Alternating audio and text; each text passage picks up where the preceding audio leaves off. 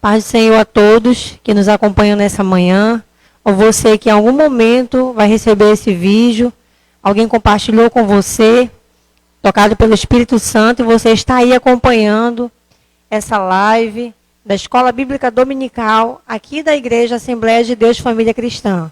Bom dia, seja bem-vindo e a paz do Senhor a todos. Nós vamos dar início à nossa lição hoje, é a lição de número 9, que tem como tema como vencer as oposições à obra de Deus. Então, através dessa lição, nós vamos aprender a tomar posse da vitória que o Senhor já nos concedeu, já conquistou para nós.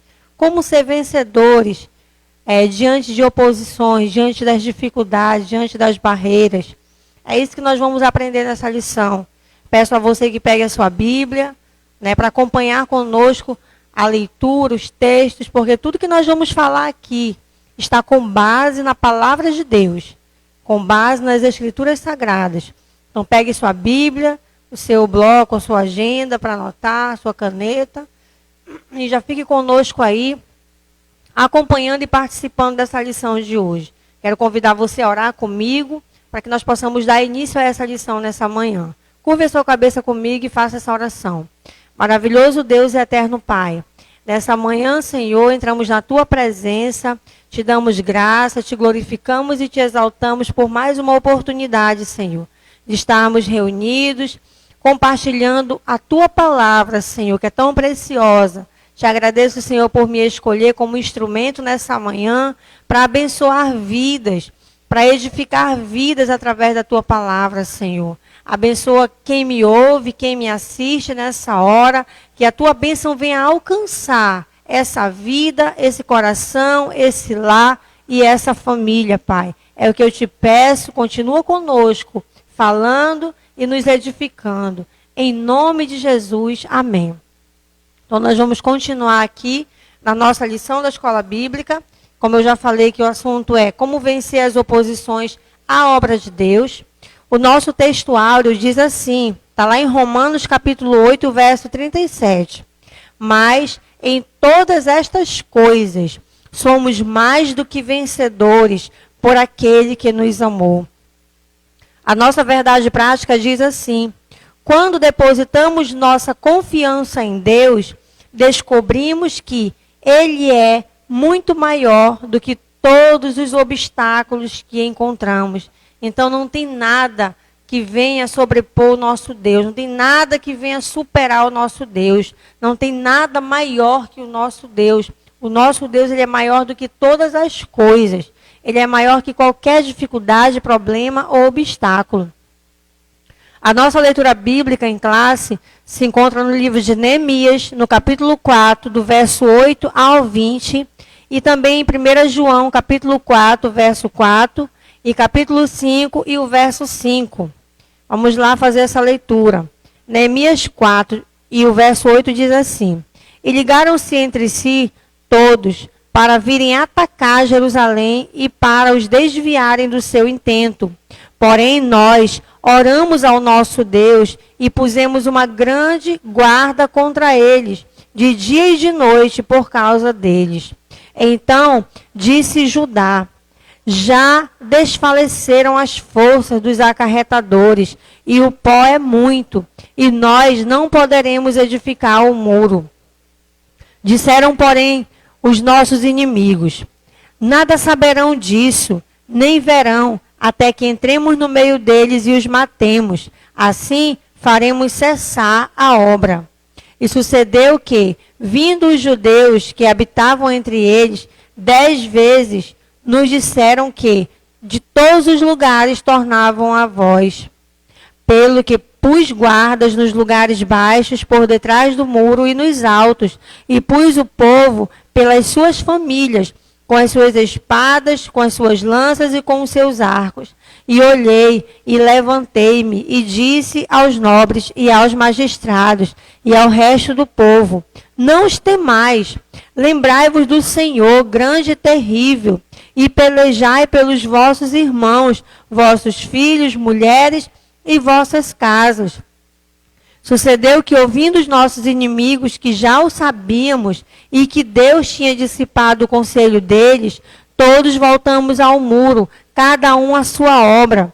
E sucedeu que, desde aquele dia, metade dos meus moços trabalhava na obra, e a outra metade deles tinha as lanças, os escudos, os arcos e as couraças. E os chefes estavam por detrás de toda a casa de Judá. Os que edificavam o muro, e os que traziam as cargas, e os que carregavam, cada um com uma mão fazia a obra, e na outra tinha as armas. E os edificadores, cada um trazia a sua espada cingida aos lombos, e edificavam. E o que tocava a trombeta estava junto comigo. E disse eu aos nobres, e aos magistrados, e aos restos do povo: grande e extensa é a obra, e nós estamos apartados do muro, longe uns dos outros. No lugar onde ouvides o som da buzina, ali vos ajuntai conosco, e nosso Deus pelejará por nós. Já em 1 João diz assim: filhinhos, sois de Deus, e já os tendes vencido, porque maior é o que está em vós do que o que está no mundo. Quem é que vence o mundo, senão aquele que crê que Jesus é o Filho de Deus? Então aqui está a nossa leitura bíblica em classe. Você já vai vendo que nós vamos tratar acerca de Neemias, quando ele estava ali em Jerusalém reconstruindo os muros que estavam derrubados, aonde os inimigos da obra de Deus começaram a se opor, a se levantar contra esse trabalho, contra essa obra.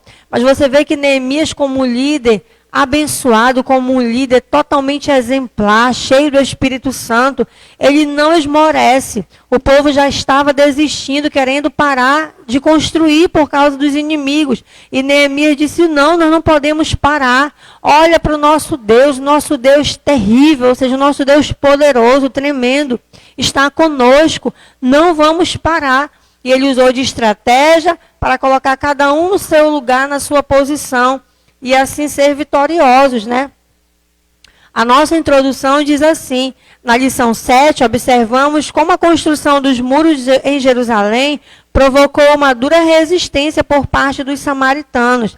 Nessa lição, hoje, nós iremos observar mais detalhadamente as diferentes formas dos seus ataques e o modo como os judeus conseguiram vencê-los e concluir a obra. Então você vê que desde o início, né, lá na lição 7, e desde o início que Neemias propôs no coração reconstruir os muros, e desde também da reconstrução dos templos, você vê que os inimigos têm se levantado. Lá na lição 7 foram os samaritanos. E aqui na lição 9, outras pessoas também começaram a se levantar. Ou seja, nós entendemos aqui que toda vez que você quer fazer algo para o Senhor, na sua vida, que você quer conquistar algo, mesmo que seja algo pessoal, não relativo à obra, você como igreja de Deus e como servo de Deus, você vai incomodar os inimigos. O inimigo, ele sempre vai arrumar uma forma de querer parar a sua caminhada, de querer parar a sua conquista.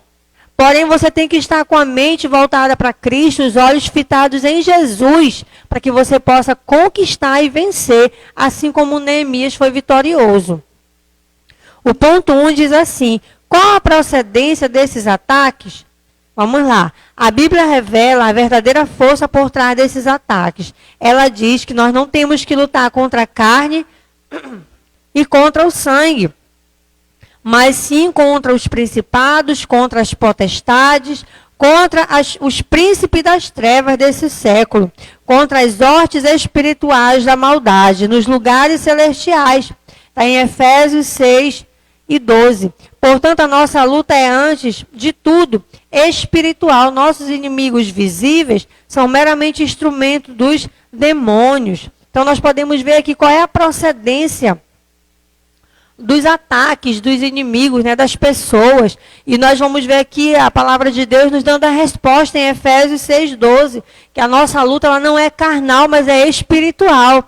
Então, toda vez, querido, que você vê e perceber alguém se levantando contra a sua vida, seja um parente, seja um amigo, seja um vizinho, um colega de trabalho, querendo se opor à sua vida, lhe prejudicar, você precisa ter essa visão espiritual de que a sua luta não é contra essa pessoa, mas que a sua luta como igreja, como servo do Senhor, é contra quem está agindo por trás dessa pessoa. É espiritual. Que os demônios eles estão ali querendo te tragar de alguma forma ou de outra. E você precisa então orar e repreender a força maligna por trás daquelas vidas.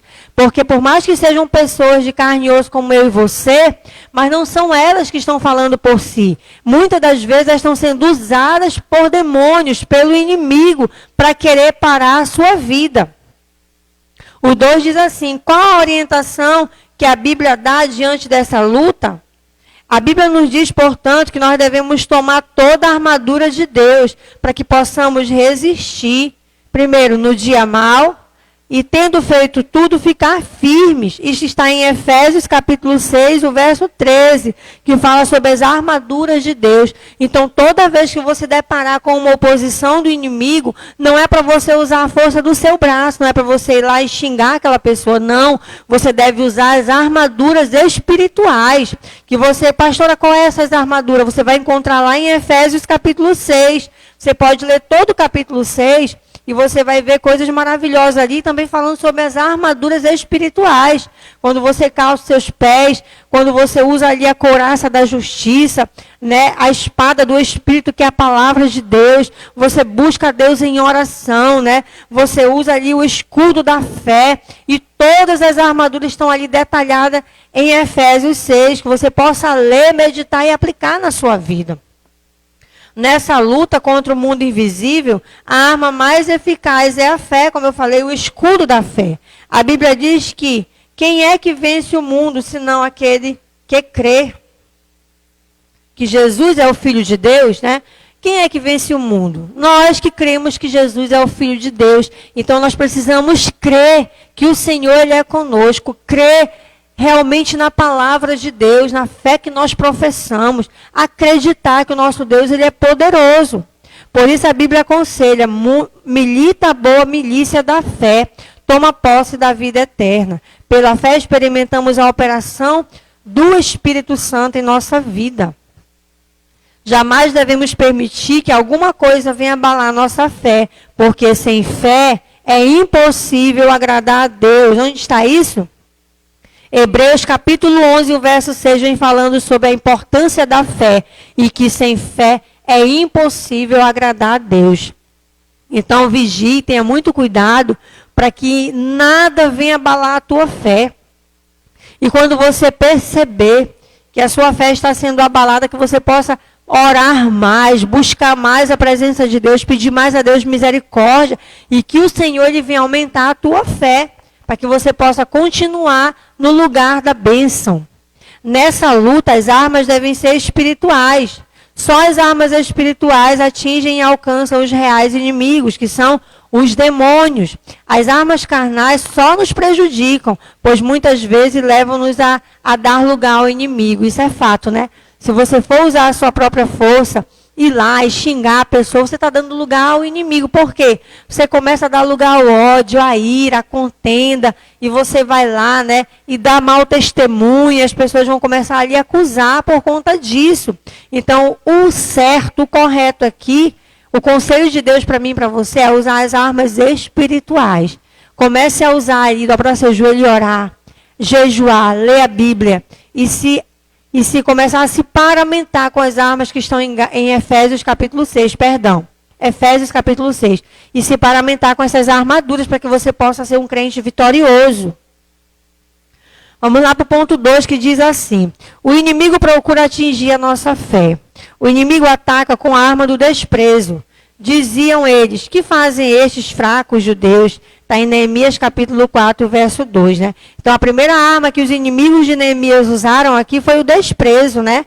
falando assim para eles, o que eles pensam que estão fazendo, esses judeus fraquinhos, né? Menosprezando, desprezando ali o povo de Deus. Então o inimigo, ele sempre vai usar, ou vez ou outra poderá usar essa arma contra mim e você, te desprezando, né? Te chamando de insignificante, de pequeno, que você não é nada, que você não pode nada.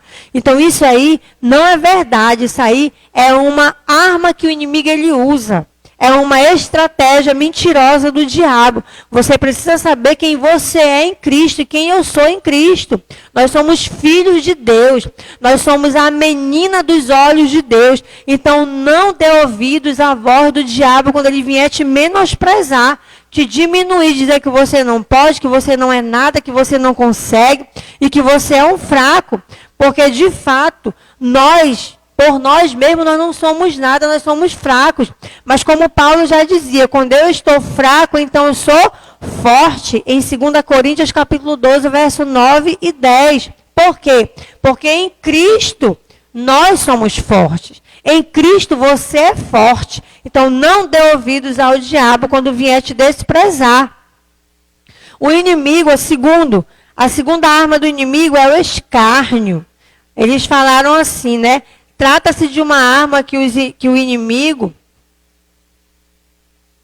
da obra de Deus, ele tem usado em todos os tempos. Quando os servos de Deus sofrem escárnio, eles são tentados a ficar desanimados. Todavia, devemos lembrar de que isso é o que os fiéis sempre tiveram que suportar. Em Hebreus, capítulo 11, Salmo 33, você vai ver aí o povo de Deus na antiguidade sofrendo escárnio. Nem mesmo Jesus escapou do escárnio. Ele disse, se chamaram Belzebu, pai de família, quanto mais aos seus domésticos, está em Mateus 10, 25. Você vê quando Jesus andava nessa terra, ele sofreu escárnio, ele foi escarnecido.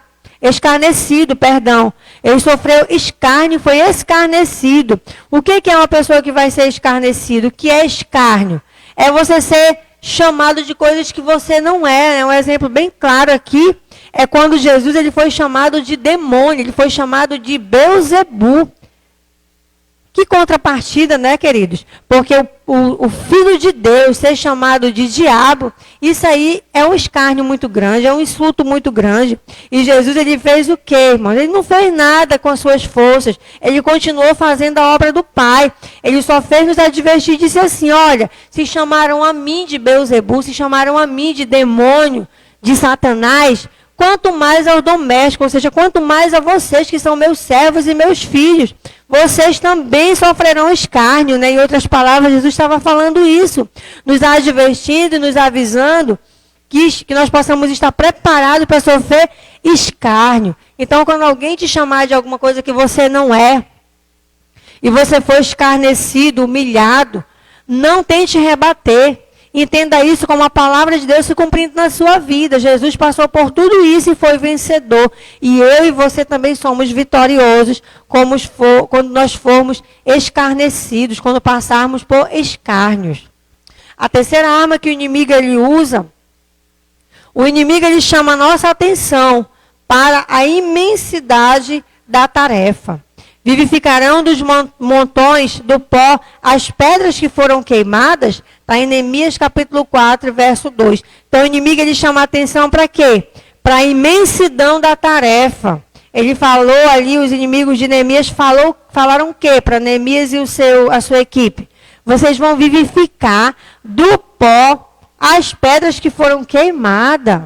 Ou seja, olhe e observe o tamanho do trabalho que vocês vão ter. Vocês têm certeza que vocês estão dispostos a vencer toda essa dificuldade aí, a ter todo esse trabalho? Então o inimigo ele sempre vai colocar diante de nós o tamanho do problema, para que eu e você, antes de começar a batalhar, já começamos a pensar em desistir. É isso que o diabo ele quer, que você desista antes mesmo de começar a trabalhar, a conquistar. Não dê ouvidos ao diabo, não olhe o tamanho do problema. Faça como aquele ditado, né, que é bem conhecido das igrejas. Não diga para o seu problema que você tem um Deus pequeno, mas diga para o Deus grande que você tem um problema bem pequenininho, né? Porque para o nosso Deus que é grandioso, todo problema ele é pequeno. Então não olhe para o tamanho da sua peleja, para o tamanho da sua luta, mas olhe muito além lá para o tamanho da vitória. Igual como o povo estava atravessando o Mar Vermelho,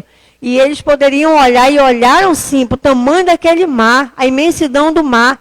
E Moisés foi clamar ao Senhor. E o Senhor disse, Moisés, por que tu clamas a mim? Toca nas águas. Ou seja, para que tu está olhando para o tamanho do problema e se desesperando? Não olhe para o tamanho do problema, mas olhe para o tamanho do milagre que Deus ele vai fazer através desse problema. Vai abrir o mar e você vai passar e vai chegar do outro lado de pés enxutos, né?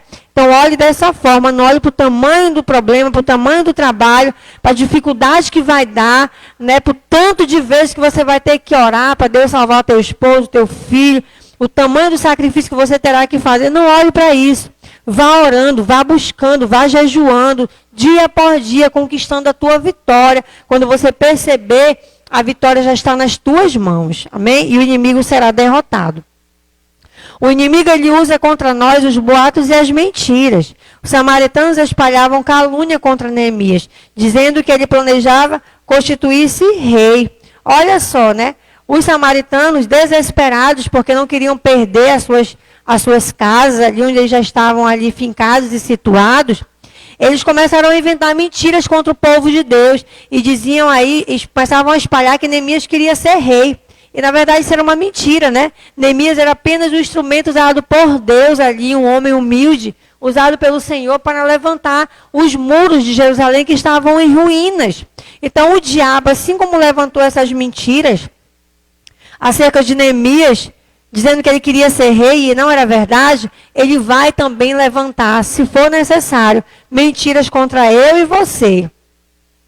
Vai levantar pessoas para nos caluniar, para mentir, para dizer muitas das vezes que você caiu, que você pecou, que você errou, e muitas das vezes você nem fez nada disso, você está de pé, está na presença de Deus. Ele faz isso para quê? Para querer nos abalar, para querer fazer nós pararmos com a nossa caminhada na fé. Mas hoje você está recebendo essa palavra aqui hoje e entendendo quais são as armas que o diabo ele usa. E você sabe que tudo isso que tem se levantado contra a sua vida a respeito de mentira e calúnia é uma arma do diabo. E você tem que ficar feliz, sabendo que você está vencendo as armas do inimigo. O inimigo ele usa como arma a astúcia. Os samaritanos convidaram os judeus para juntos se congregarem nas aldeias, porém tentavam fazer mal a Neemias. Insistiram na proposta, mas o convite foi repentinamente recusado por Neemias. Neemias recusou dizendo, estou fazendo uma grande obra, não poderei descer. Olha que homem sábio, que homem cheio do Espírito Santo. Então o inimigo ele pode também usar de astúcia. Colocar ali pessoas que aparentem ser seus amigos, aparentem querer seu bem, mas que por trás estão tramando ali a sua queda, tramando como é que você vai cair, tramando como é que eles vão te derrubar. E você precisa ter, então, discernimento de Deus, precisa estar em oração para que tenha discernimento de Deus. E entenda que é o inimigo usando as pessoas para querer derrubar você. Não se trata de amigos, mas se tratam dos inimigos. Então, que possamos estar atentos à astúcia do inimigo. O inimigo usa como arma as ameaças. Os inimigos dos judeus ameaçaram guerrear contra eles, a fim de espalharem medo e pânico entre o povo de Deus. Porém, diz Neemias, oramos ao nosso Deus e pusemos guarda contra eles. Os judeus não atacaram os samaritanos, mas defenderam a sua área de trabalho. Então, a última arma usada aqui pelo inimigo são as ameaças. É o inimigo te ameaçando que você não vai conquistar, que você vai morrer, que você vai perecer, que essa enfermidade ela vai te matar, que a tua família não vai ser salva, que você está orando em vão, que você venha parar. Então as ameaças do inimigo elas sempre vão acontecer, mas que você possa agir como um Neemias, que eu venha ser um Neemias dos meus dias, né? Que vai entrar em oração e coloque o povo ali em prontidão, vigiando ali nos muros, para que se o inimigo vier, estavam ali armados. Eles não atacaram, eles ficaram apenas ali em defesa. Então a nossa defesa é a oração.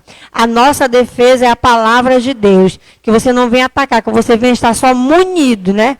E venha estar totalmente prevenido, revestido com as armas de Deus, para que quando o inimigo porventura vier te atacar, você está ali pronto, armado para se defender. Amém? Palavra abençoada, né, queridos? O ponto 3 diz assim: qual o segredo da vitória de Neemias e dos judeus? Primeiro, os judeus venceram porque tinham certeza de que estavam na vontade de Deus. Neemias disse aos seus inimigos: o Deus dos céus é o que nos fará prosperar. Está em Neemias capítulo 2, verso 20. Neemias sabia que o Senhor o havia enviado para Jerusalém e que pelejava por eles. Essa certeza nos guarda de precipitações, de falarmos palavras impensadas. Podemos assim governar o nosso espírito. Então, o primeiro segredo da vitória de Neemias e dos judeus foi que eles tinham certeza que estavam dentro da vontade de Deus. Então, que você possa se avaliar e se analisar hoje, se você realmente está dentro da vontade de Deus. Se você está realmente no centro da vontade de Deus. Se nós estivermos no centro da vontade de Deus, esse é o primeiro passo da nossa vitória. O segundo, os judeus venceram pela oração. Neemias era um homem de oração. Qualquer dificuldade, qualquer ameaça que ele percebia, ele dizia: vamos orar e vamos orar. Então, primeiro, estar no centro da vontade de Deus e viver uma vida de oração. Que eu e você possamos ter o hábito de orar. Possamos ter uma vida de oração disciplinada. O que é uma vida disciplinada? É você ter horários certos para orar. Ter momentos certos onde você sabe que aquele é o momento seu de oração, de conversar com Deus. Que possamos ser assim, queridos. Para que possamos ser vitoriosos. Nós devemos orar. Assim como o Neemias, ele vivia uma vida de oração. Uma vida de busca, né? De busca constante ali da presença do Senhor. Esse era o segredo da vitória de Neemias. É uma prova de que o espírito de oração opera em nós. O Espírito Santo, ele ora em nós enquanto trabalhamos, enquanto nos ocupamos em nossas tarefas diárias. O Espírito Santo não se preocupa acerca da posição do nosso corpo, isto é, se estamos ajoelhados, deitados ou em pé. Isso é o segredo de estarmos sempre orando. Dar liberdade ao Espírito e levar-te-á para esta gloriosa vida de oração. Aleluia, a vitória é nossa pelo sangue de Jesus. Aqui está falando de uma peça importantíssima na nossa vida de oração, que é quem? O Espírito Santo de Deus. Ele é que nos auxilia em orar. A palavra diz que ele ora por nós com gemidos inexprimíveis. Então, que você possa começar orando de uma forma disciplinada, de uma forma correta e pedindo o auxílio do Espírito Santo de Deus, para que ele possa ser o teu ajudador, o teu amigo, o teu companheiro de oração. E ele venha te levar a esse nível de intimidade com o Pai, esse nível que Neemias ele tinha. A nossa síntese do tópico 3, já finalizando essa lição de hoje, fala assim: Neemias, ele sabia que o Senhor o havia enviado para Jerusalém e que pelejava por eles. Essa certeza, acompanhada do compromisso com a oração, foram importantes para que o servo do Senhor alcançasse êxito na sua missão. Então, Neemias está aqui o exemplo para nós. Um homem que tinha um propósito de reconstruir os muros. Um homem que sofreu oposição do inimigo, mas que foi vitorioso. Por quê? Porque primeiro ele tinha certeza e convicção de que Deus o havia chamado. E depois ele tinha compromisso e vivia uma vida de oração. Isso aí foi imprescindível para que ele viesse obter vitória. Então, vamos tomar esse exemplo para a nossa vida. Ter meta, ter foco, ter certeza, convicção do nosso chamado em Cristo e viver uma vida de propósito, uma vida de compromisso com Deus e uma vida de oração. Isso é o principal, irmão, para alcançarmos vitória. Porque o crente que ora, ele é um crente sábio. O crente que ora, ele tem sempre uma palavra para dar para alguém. O crente que ora, ele sempre sabe o que deve fazer. O crente que ora, ele sempre está conectado com Deus e ele sempre tem uma resposta certa no momento da dificuldade. Que você possa guardar essa palavra no seu coração. Venha tomar para si o exemplo de Neemias, para que você e eu possamos vencer toda e qualquer oposição do inimigo contra a nossa vida. Amém? Que essa palavra fique no nosso coração. Hoje à noite nós temos o culto da família. Eu convido você, aqui na Família Cristã, no bairro do Terra Nova 2, você possa participar conosco desse culto abençoado e também Santa Ceia do Senhor. Fique na paz de Deus, em nome de Jesus.